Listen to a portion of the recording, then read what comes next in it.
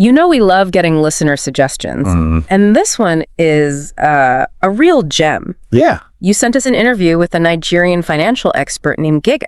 Okay. And let me tell you, his story is wild. I've heard a little bit about him. Yeah. Seems like his advice and life experiences definitely challenge the usual financial wisdom. Exactly. That we hear. This isn't your typical invest in index funds and retire early kind of advice. Right. This guy built businesses. Okay. Made millions. Wow. Lost it all. Oh. Even had a brush with the underworld. Oh, wow. And came out with some seriously strong opinions about money, Yeah. relationships, and even education. I think his journey really highlights how different the path to financial stability can be in a developing country. Yeah. Sometimes, street smarts and knowing how to hustle are more valuable than traditional qualifications. Okay, let's unpack this. Okay. Even before heading to Ghana, Geh Geh was a master hustler. Like how so? We're talking managing a private school, running a fish farm, Right. dealing in electronics, Wow. all before he even hit his 20s. What's fascinating is this early drive to create opportunities. Yeah. He wasn't waiting for someone to hand him success. Right? He was out there making things happen, Yeah. even if it meant bending the rules a bit. It sounds like he had that entrepreneurial spirit from the get-go. Yeah. But things took a dramatic turn Well. when he went to Ghana in 2016. Right. That's where he got involved in romance scams. Oh, wow. And believe it or not, made millions. This part of his story is crucial. Yeah. Because it wasn't just about the money. Right. It was the high stakes, Yeah. stressful lifestyle Yeah. that came with it. He talks about getting arrested, Oh, wow. even having to sit in a bucket of water What? to try and alleviate symptoms of an untreated illness. Wow. That paints a pretty vivid picture of the desperation Yeah, of his situation. it definitely does. And it seems like that experience really shaped his outlook on money. Right. He's adamant that experience is more valuable than money itself. I can see that. He talks about how he ended up losing all that money Oh, really? because he didn't have the experience to manage it properly. He actually contrasts his experience with a friend Okay. who worked a regular job for 6 years Okay. and got a 400,000 Naira payout. Uh-huh. Geh Geh laughed at that amount Really? because he was making so much more at the time. Yeah. But in the end, his friend's slow and steady approach Yeah. led to stability, Right. while Geh Geh's lack of financial experience led to ruin. It's almost like a cautionary tale Yeah, about the dangers of quick wealth without the wisdom to handle it. I see that. And it leads to some really unconventional financial advice. Like what? He tells people to forget about prioritizing a house. Forget about it. Instead, stay in a hotel, invest the money, Oh, wow. and let the profits pay for your housing. It goes against everything we usually hear, right? Yeah. But it speaks to his belief that you need to make your money work for you, not tied up in conventional assets. That's a powerful idea. Yeah. And then there's his advice on marriage, Okay. or rather his advice against marriage, Against where he straight up says it's a financial burden that men should avoid. This is where things get really interesting Yeah. because it's so far from what we typically consider sound advice. I know. But it's important to remember that he's speaking from his own experiences Yeah. and the cultural context of growing up with a polygamous father. It definitely makes you rethink assumptions about relationships and financial responsibility, Right. especially in different cultures. Exactly. His perspective challenges the traditional Western norms around marriage and financial partnership. Okay, so we've got this guy who made millions through somewhat shady means, lost it all, and now has these strong, unconventional opinions about money and relationships. But how does he turn things around? Good question. That's where social media comes in. He credits it with helping him escape street life and build a legitimate career. This is where his entrepreneurial spirit shines again. Yeah. He was able to use social media to share his story and his unique perspective on finance, which ultimately attracted an audience and created income opportunities. And he's got some strong opinions about how to succeed in the social media world. Oh, really? He says a lot of platforms just celebrate failures.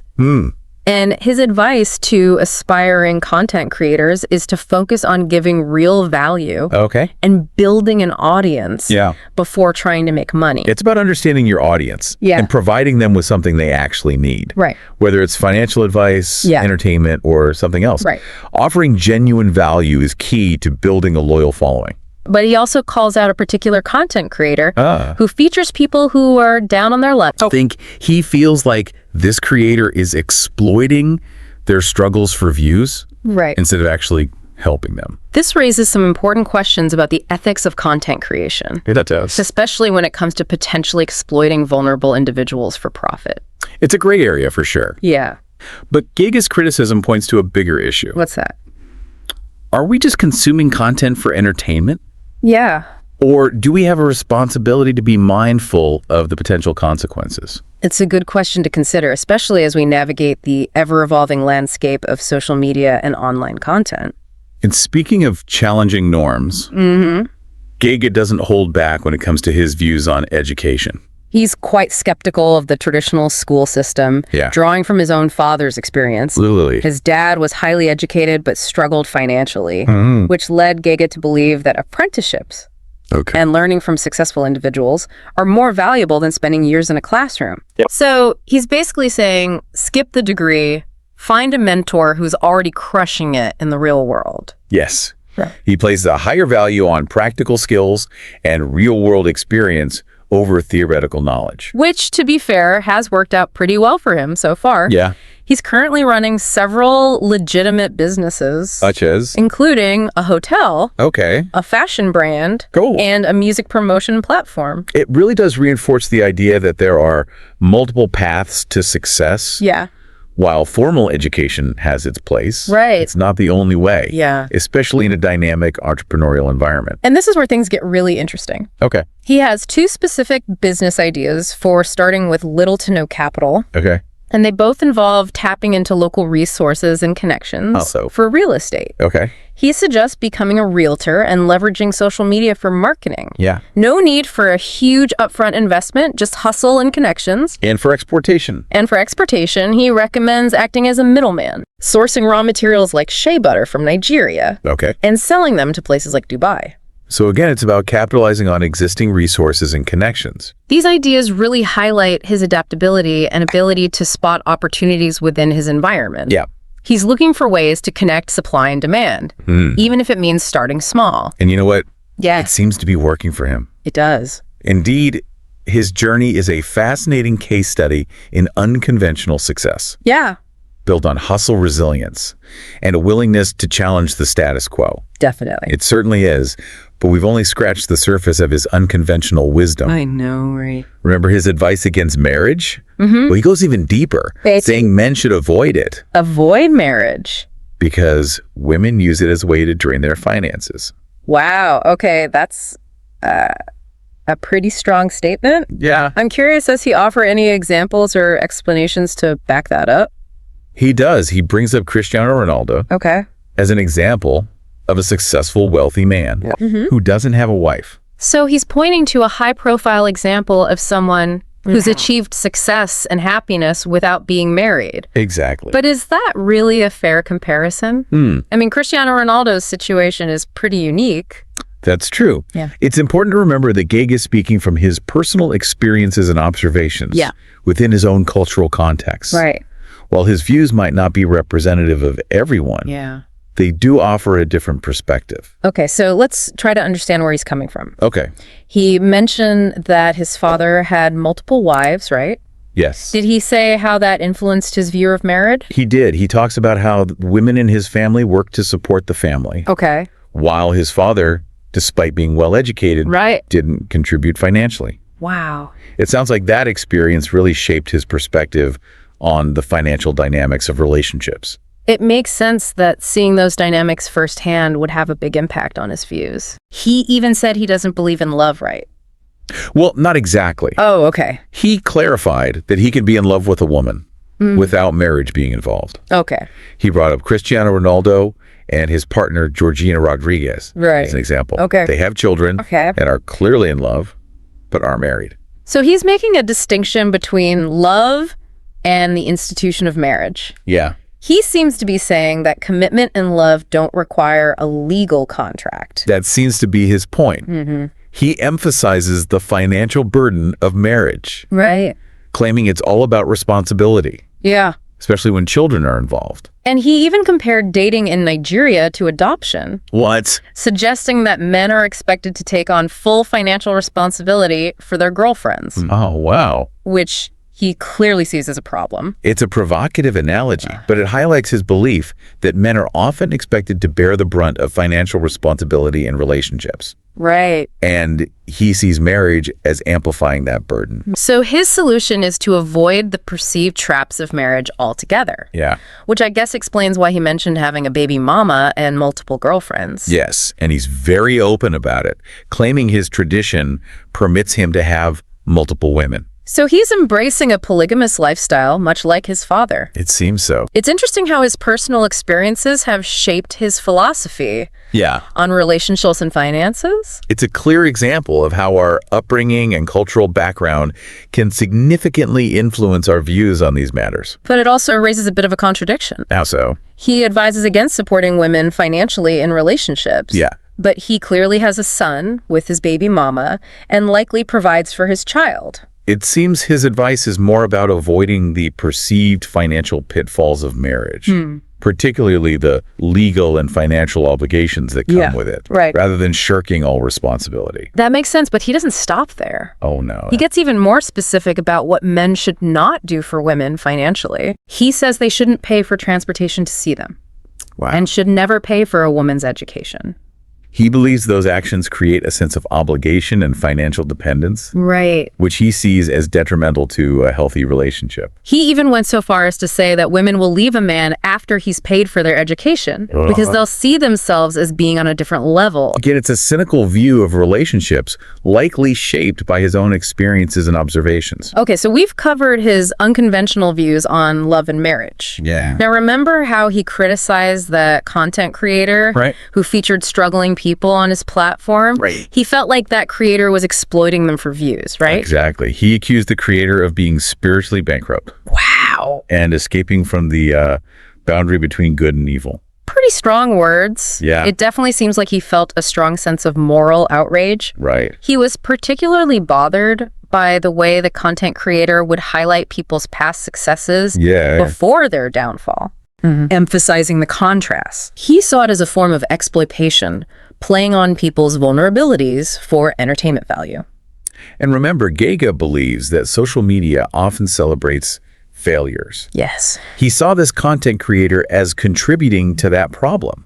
He even challenged the creator directly, Really? suggesting he should focus on showcasing successful people Okay. instead of exploiting those who are struggling. It seems like he has a very strong belief in self-reliance and creating your own success rather than relying on handouts or sympathy. You can definitely see that thread running through all of his advice. Yeah. He emphasizes personal responsibility and taking control of your own destiny. And when it comes to social media, Right. he's all about providing genuine value and building an audience Yeah. before trying to make money. He sees social media as a modern-day town square, a place to share your knowledge You're right. and connect with people. Yeah. He believes that by providing valuable content, you can attract an audience. And eventually monetize that audience Right. through things like consultations, product sales, Okay. or brand partnerships.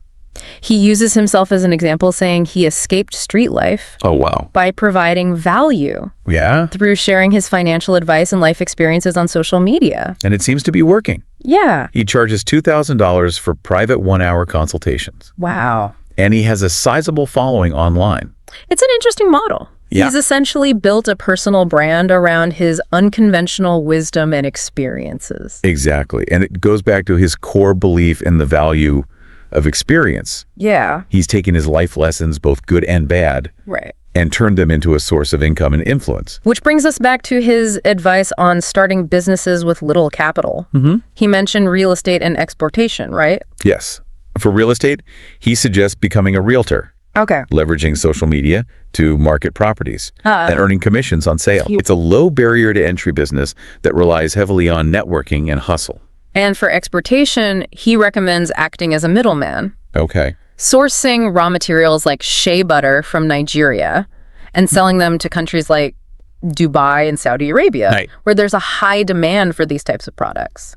He sees it as an opportunity to capitalize on existing resources and connections, Yeah. facilitating trade between countries. And again, it requires minimal capital to get started. Right. It's all about finding the right connections and bridging the gap between supply and demand. Exactly. He's advocating for entrepreneurship as a path to financial freedom, Yeah. even in challenging economic environments. And he's not just talking about it. No, He's living it.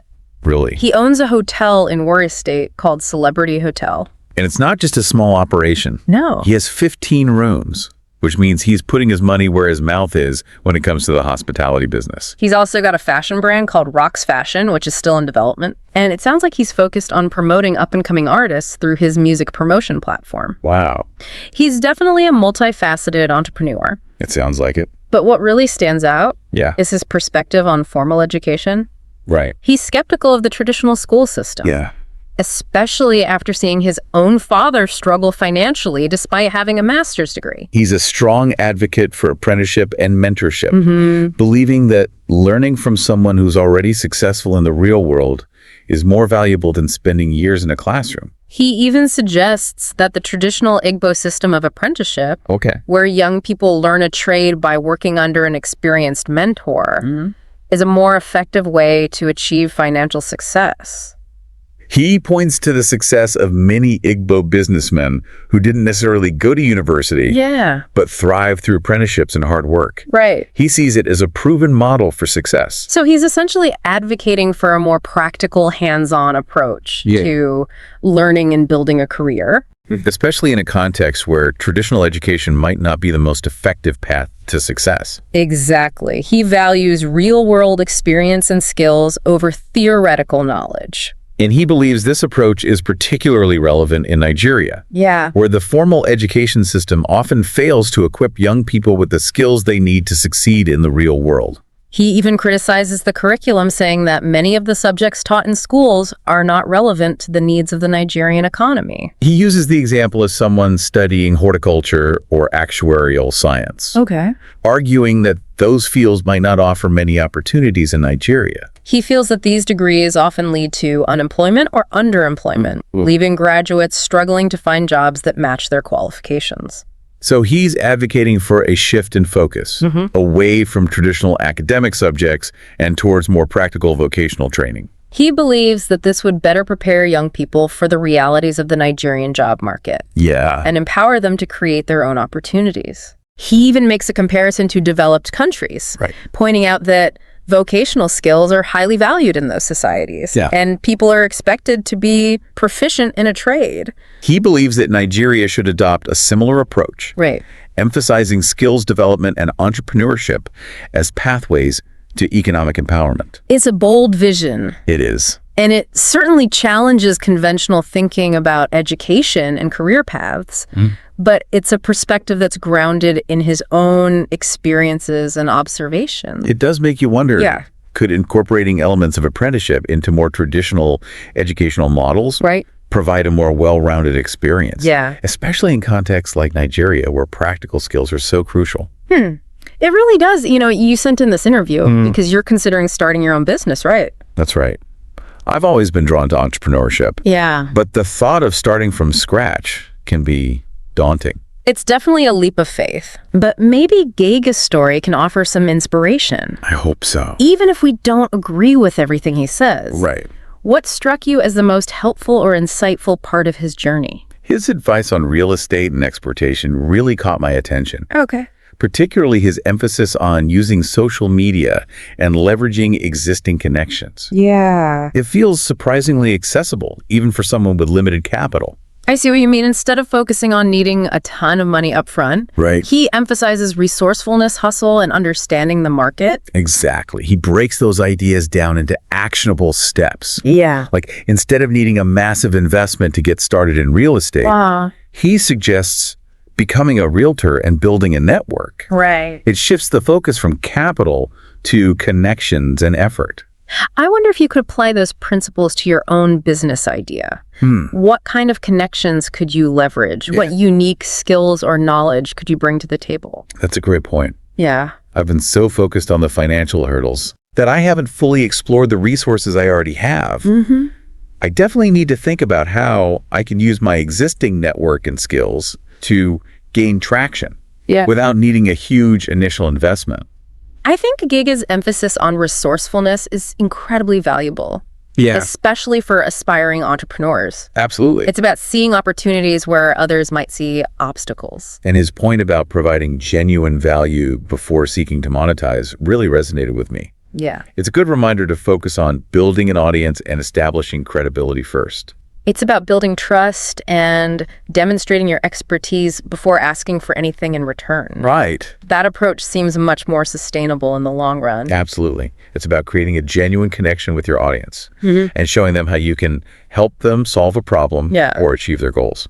Thinking back on Geh Geh's story, it seems like his willingness to constantly adapt and seek out new opportunities played a huge role in his success. He never stood still. He went from managing a school to running a fish farm, to navigating the world of romance scams. Right. And now he's running legitimate businesses. Yeah. That adaptability is something I admire. It's inspiring to see someone embrace challenges and find creative solutions. Right. His story reminds us that the path to success isn't always linear. It's not. It's about being open to new possibilities. Yeah. Constantly learning and evolving. It's about embracing the unknown. And being willing to pivot when things don't go as planned. And even though some of his views might be controversial, particularly his opinions on relationships, they offer a glimpse into a different cultural perspective and force us to confront our own assumptions. It's a good reminder that there are many ways to view the world. Right. And that our own experiences and cultural backgrounds shape our perspectives. So as you continue exploring your business idea, what lessons from Geh Geh's journey will you keep in mind? What resonates most with your own entrepreneurial spirit? The biggest takeaway for me is the importance of combining practical skills with an entrepreneurial mindset. Okay. Formal education has its place. Right. But Geh Geh's story highlights the value of learning by doing. Yeah. Seeking out mentors and always being on the lookout for opportunities. That's a fantastic insight. His story is a powerful reminder that success can come from unexpected places. Yeah. And that forging your own path often requires challenging conventional wisdom. Absolutely.